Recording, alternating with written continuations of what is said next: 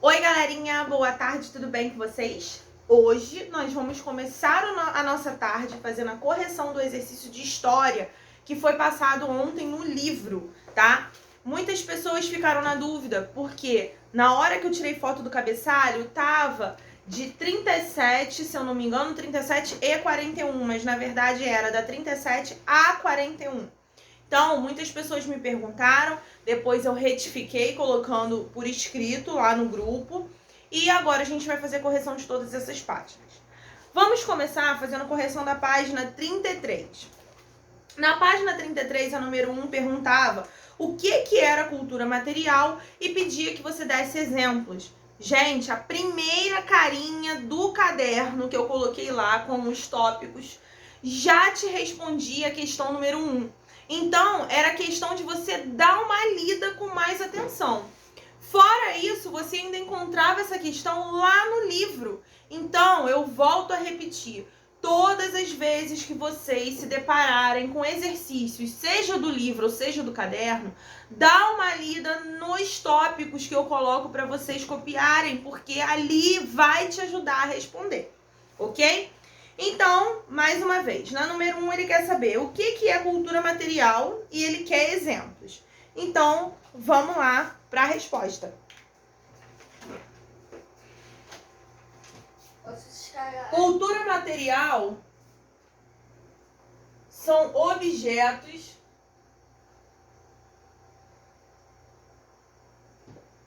feitos pelos povos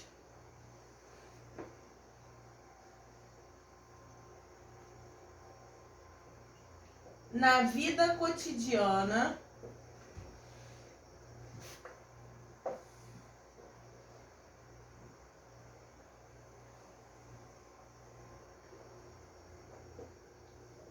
e que constitui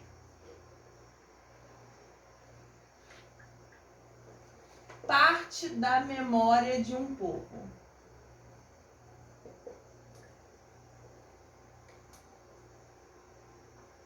E quais seriam os exemplos? Os que já estão aí. Você poderia colocar utensílios domésticos e vestimentas.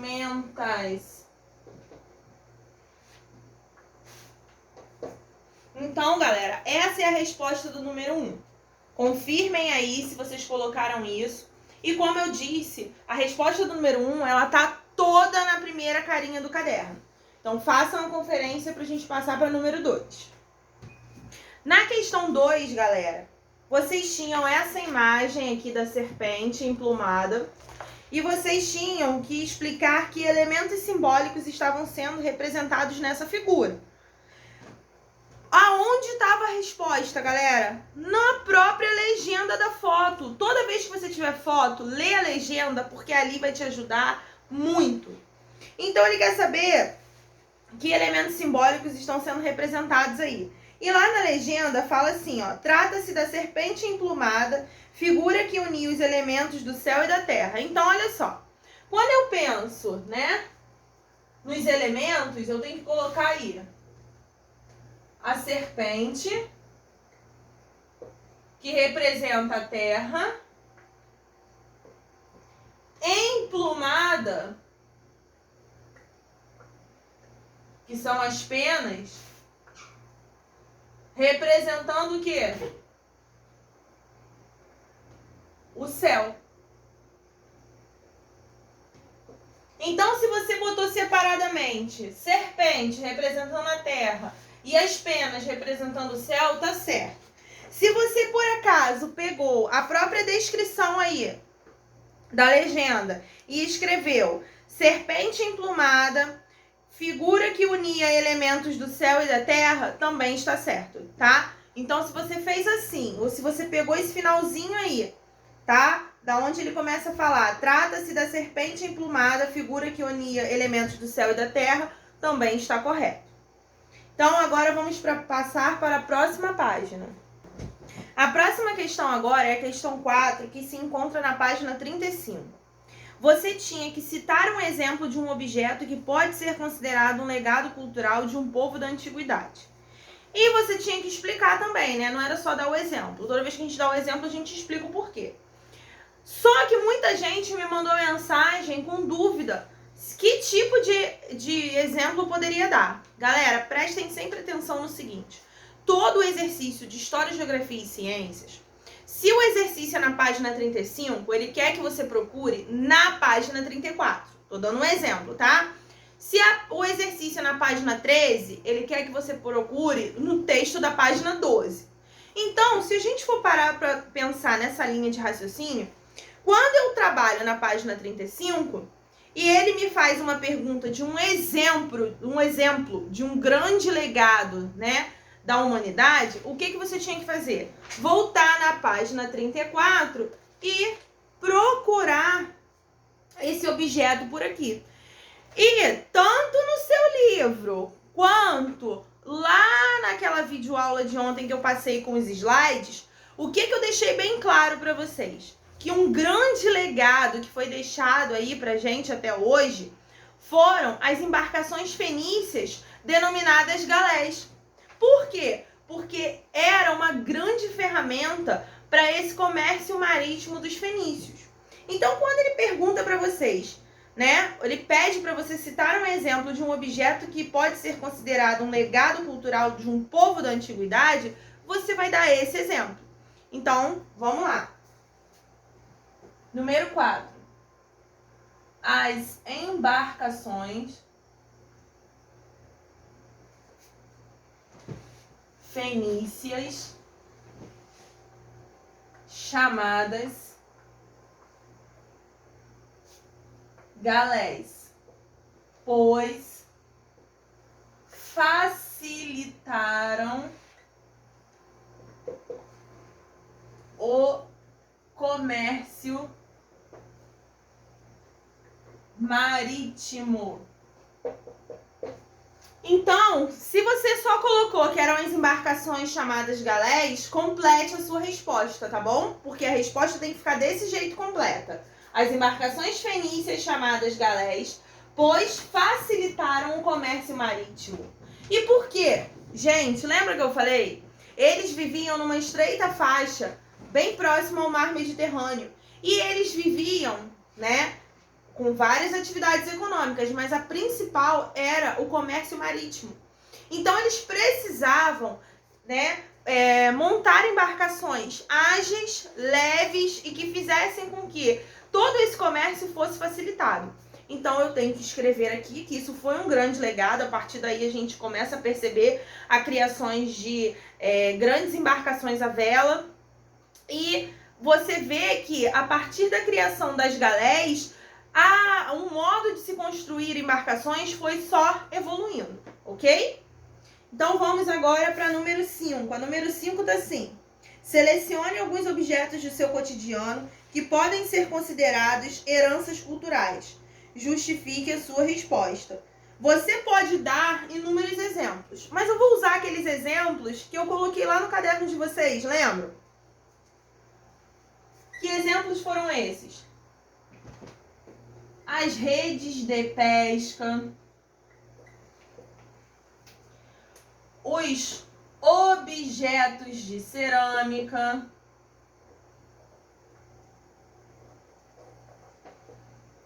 e os utensílios domésticos. Então, preste atenção. Professor, eu botei diferente, tem problema?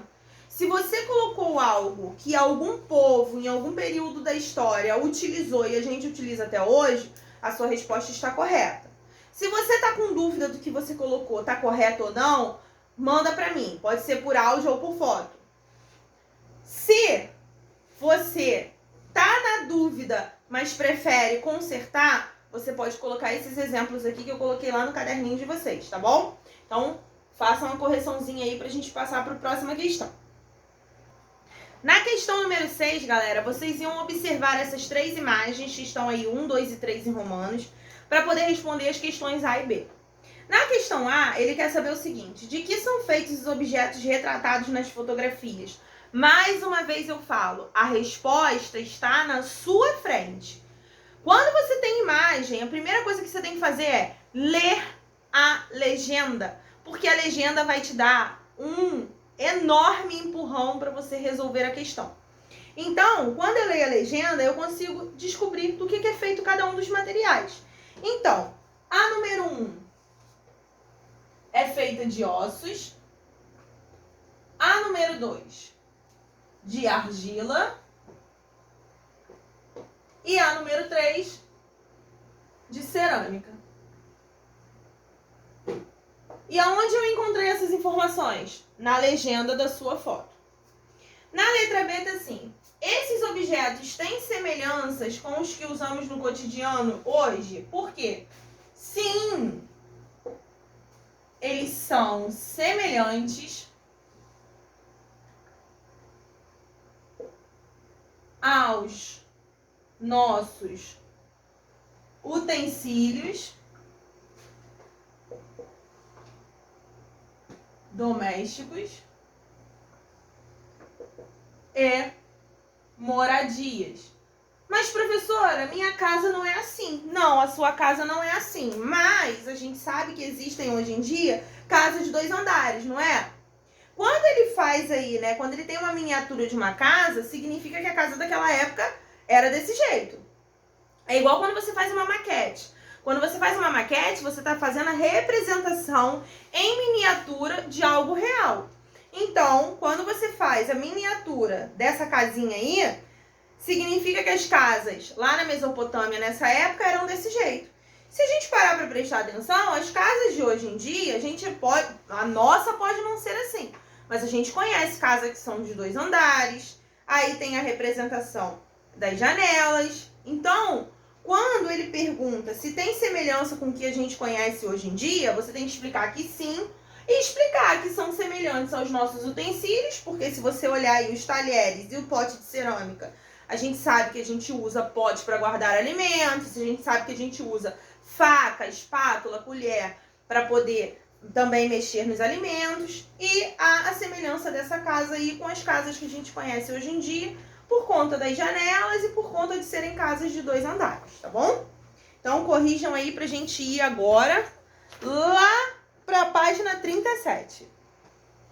Na página 37 agora, galera, tá assim: relacione as colunas abaixo e ligando o tipo de escrita ao povo que a desenvolveu. Então, você tinha de um lado os tipos de escrita de outros povos. Isso aí também estava lá no caderno. Se vocês pararem para prestar atenção, eu vou repetir isso daí para vocês começarem a ficar ligados. As respostas que vocês precisam para responder questões do livro e do caderno tá sempre no seu caderno. O seu livro tem em forma de texto, seu caderno também tem em forma de tópicos. Então, deixem a preguiça de lado e comecem a prestar mais atenção nos tópicos que eu coloco no caderno. Eu não coloco tópico no caderno porque eu sou uma professora má e quero encher vocês de cópia para cansar a mão, não. Eu coloco lá porque aí você tem 2 fontes de pesquisa. Só que lá é um local mais resumido, tá? Então, passe a prestar mais atenção nisso daí, que vocês vão conseguir resolver as questões de vocês de maneira mais rápida e eficiente. Então, lá no caderno de vocês tinha várias carinhas falando sobre as escritas e logo de cara vinha o nome da escrita e o povo, né, que a inventou. Então, vamos lá. Os hieróglifos, a escrita cuneiforme e a pictoglífica. Do outro lado tem maias, egípcios e sumérios. Então vamos lá. Maias. Os maias inventaram a escrita pictoglífica, letra C. Egípcios, que eu gosto demais, inventaram os hieróglifos, letra A. E os sumérios inventaram a escrita cuneiforme, letra B. Ou seja, na questão 7, você vai encontrar as letras na ordem C, A e B. Na Na número 8, também muita gente teve dúvida nas questões A e B. Mas a questão A deixou muita gente sem saber o que tinha que fazer. Porque era tão assim na cara que você ficava na dúvida assim, não pode ser só isso. Então vamos lá. Observe as imagens abaixo e faça o que se pede a seguir. Você tinha duas placas. Uma placa com símbolos da escrita suméria. Outra placa com símbolos da escrita egípcia. Se você reparar, são bem parecidas. E logo do lado tinha o significado de cada um dos desenhos. O primeiro era um boi, o segundo era um sol, o terceiro era ir, era o ato de ir, tá? É um verbo, uma ação. E por último era água. Aí ele queria saber o que os dois tipos de escrita representados na imagem têm em comum. O que eles têm em comum, galera? Os símbolos. Eles são representados por meio de símbolos, ou seja, todas essas palavras aí, boi, sol, ir e água, tanto na escrita suméria quanto na escrita egípcia, eram representados por símbolos.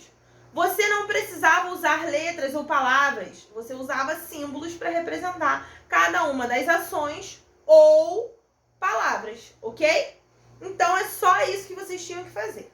Na letra B, você ia criar um sistema de escrita com símbolos para escrever o seu nome de um colega.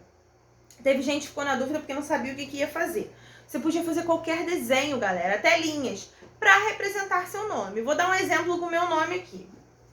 Então, por exemplo, eu boto meu nome aqui, sem acento, por favor, mas cada um vai colocar o seu nome, tá? Não é o meu, não. Cada um colocando o seu nome. E para cada letra, eu ia fazer um desenho. Lembrando que se a letra repetisse, eu tinha que repetir o desenho. Então, vamos lá. Vamos inventar aqui.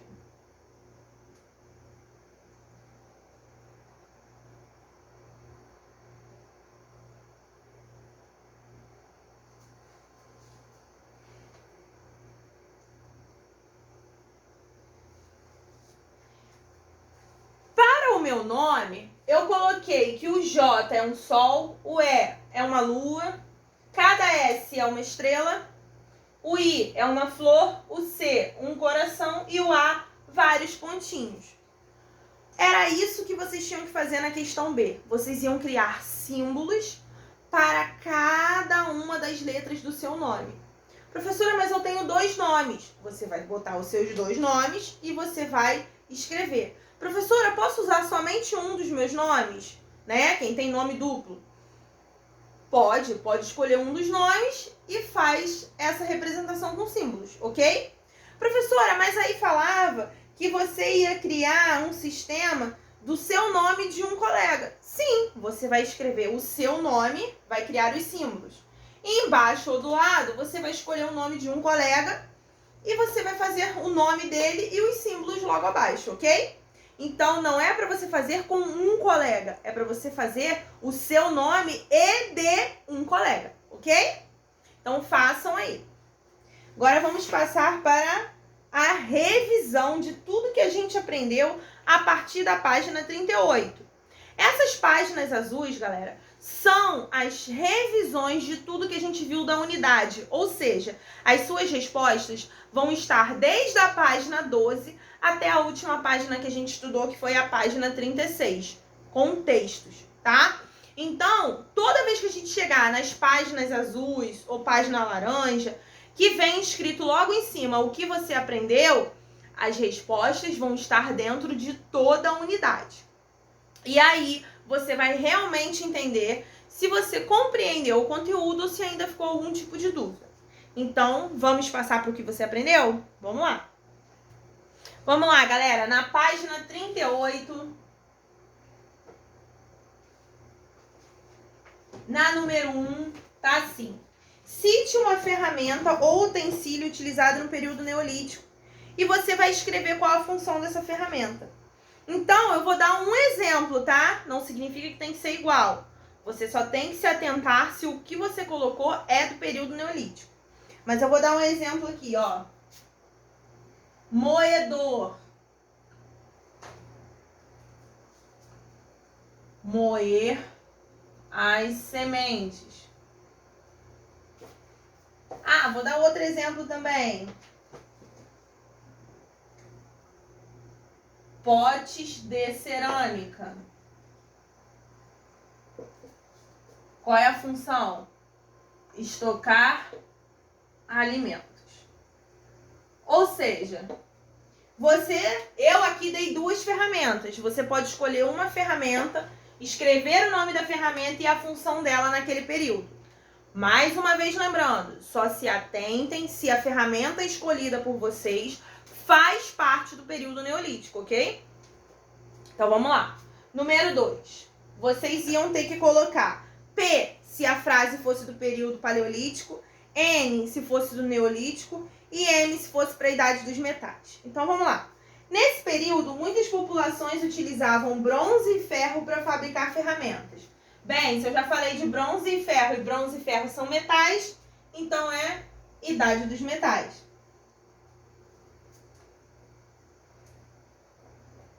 Segunda, os tecidos de lã e linho foram criados nesse período. A gente aprendeu que no período neolítico, as vestimentas passaram a ser feitas de lã e linho. Então, aqui é N de neolítico. Próximo. Nesse período, usavam-se principalmente roupas feitas de peles de animais. Bem, se a gente acabou de ver que as roupas de lã e linho eram do neolítico, então as feitas de peles de animais só pode ser do paleolítico. Letra P. Próximo. Instrumentos mais aprimorados de pedra foram confeccionados nessa época, conhecida também como Idade da Pedra Polida. Gente, não tinha erro. Se paleolítico é a idade da pedra lascada, idade da pedra polida só pode ser neolítico. Coloca o N aí. Próximo aí. Nesse período, a maior parte dos grupos humanos era nômade. Nômade é quando o grupo está em cada época num lugar diferente, porque ele está sempre em busca de novos alimentos. Então, qual era o grupo que estava cada época em um lugar diferente? O grupo que vivia no Paleolítico, né? Porque a gente aprendeu que o grupo do Neolítico era um grupo sedentário. Ou seja, os povos do Neolítico viviam em comunidades, em aldeias. Já os povos do Paleolítico, em cada período, estavam em um lugar diferente. Então, a última letrinha aqui é a letrinha P. Galera, agora na página 39 a gente tem o número 3. Leia o texto e responda a questão a seguir. Vocês tinham que ler o texto e dentro do texto ele fala sobre testemunhos. Para vocês entenderem um pouquinho melhor, testemunho é quem está presente num determinado evento. Então, se eu sou testemunha de alguma coisa, significa que eu estava presente naquele local. Então, eu presenciei tudo o que aconteceu. Então, quando ele pergunta no pontinho assim, quais são os testemunhos sobre a fabricação de utensílios a que o texto se refere? Eles podem ser considerados parte da cultura material? Então, você fala aí, na número 3. Quem são esses testemunhos, galera? São os utensílios de pedra fabricados pelos povos antigos.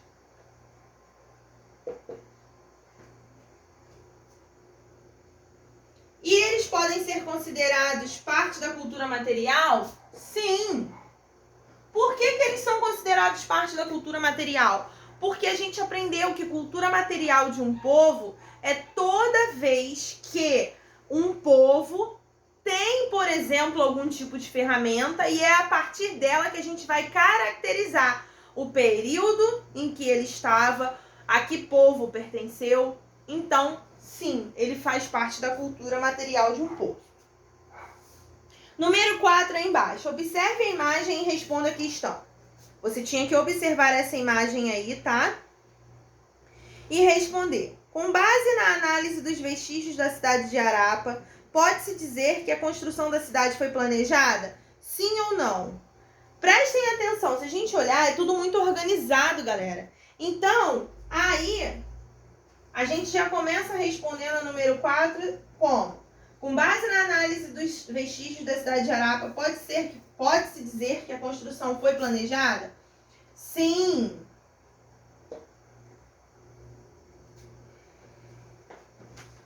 Pois possuía locais de escoamento de água,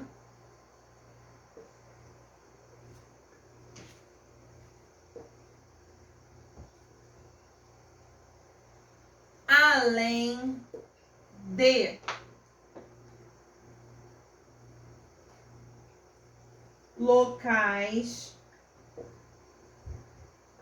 que formavam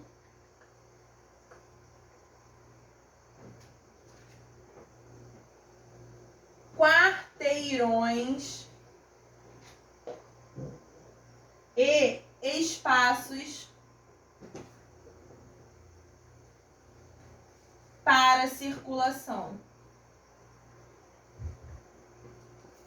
Então, essa é a sua resposta, tá, galera? Sim, é uma cidade planejada porque possuía locais de escoamento de água, que são essas valinhas aí no chão, além de locais que formavam quarteirões e espaços para circulação, como se fossem ruas, tá, galera? Então, façam a correção aí, se por acaso vocês deixaram incompleta, completem aí as questões de vocês. Página 40, galera. A pergunta da número 5 era: como os rios favoreceram a fixação de grupos humanos em um determinado local? Dê exemplos. Eles querem exemplos de rios. E essa explicação eu já tinha colocado no caderno, tá? Então essa pergunta já tinha no caderno de vocês. Então a gente tem que explicar o seguinte: que os rios favoreciam a agricultura, pois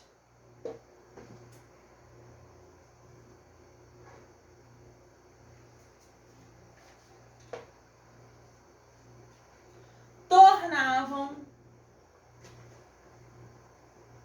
os terrenos mais férteis. Ou seja, se você torna o seu terreno mais fértil, automaticamente você consegue plantar mais coisas. Os exemplos que ele quer são de rios, então a gente bota aí os exemplos. Rio Tigre, Rio Eufrates e Rio Nilo. Todos esses 3 rios favoreceram as populações que viviam no seu entorno.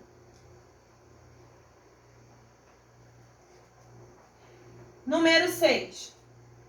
Observe as imagens e complete as lacunas das sentenças a seguir. Ou seja, já para começar, você, olhando a segunda imagem, você já saberia que todas as questões da letra A e da letra B estavam relacionadas ao período neolítico. Então vamos lá, letra A. Durante o período neolítico, a construção de aldeias e assentamentos favoreceram a proteção contra perigos e o armazenamento de alimentos. Essas são as palavras para serem completadas na letra A. Letra B. A domesticação das espécies animais estimulou o desenvolvimento da agricultura e do pastoreio e favoreceu a produção de alimentos e outros itens como couro e tecido. Bora, pessoal, na página seguinte. Você tem a número 8 e ele quer saber o seguinte. Leia as sentenças a seguir e assinale a alternativa que indica apenas elementos que fazem parte da cultura material. Galera, só para começar, cultura material, pensem no seguinte, aquilo que você pode tocar. Então, por exemplo, esse apagador, ele faz parte da cultura material, né? Todo professor, desde lá de trás, de quando começou, né, a criação das escolas, usa algo para apagar o quadro. Então, isso aqui faz parte da cultura material. Por quê? Porque é material. Já uma lenda, por exemplo, como a lenda da Vitória Régia, não faz parte da cultura material. Vocês vão aprender isso. Faz parte da cultura imaterial, porque não tem nada de material ali. Você não pode tocar numa lenda. É algo que é escutado, é falado, né? Faz parte da tradição oral. Então, quando eu tenho uma música, por exemplo, também não é cultura material, não é algo material que você toca. É algo que faz parte da cultura oral de um povo. É imaterial. Então, ele queria que você observasse todas as opções e marcasse um X apenas no que faz parte da cultura material. E qual é a opção correta aí da número 8? A letra D, porque ele fala dos instrumentos musicais que você pode tocar e também das vestimentas que você pode tocar, tá? Então, a opção certa da número 8 é a letra D. Já na número 9, vocês tinham que observar as imagens e responder as questões a seguir. Gente, a letra A é exatamente como aquelas duas placas que a gente viu no exercício das páginas anteriores. Ele queria saber o que essas escritas tinham em comum. Elas têm em comum o quê? Os símbolos. Se você parar para prestar atenção, não tem uso de letras e palavras aí, apenas de símbolos. Aí ele na B pergunta, por que a escrita pode ser considerada importante para a cultura material de um povo? Aí você tem que falar. Deixa eu botar aqui que é A e agora B. A escrita é importante para fazer registros culturais de um povo. Por que eu escrevo dessa maneira? Porque aí eu generalizo. Que registros culturais de um povo é esse? Eu posso falar sobre como foi a agricultura naquele período, de como que é, quando que vai ser o período das cheias ou das vazantes de um rio. Então, tudo que for determinado, né, para aquela sociedade, como as leis, por exemplo, eu também uso a escrita. Então, quando eu escrevo que a escrita é importante para fazer os registros culturais de um povo, eu vou englobar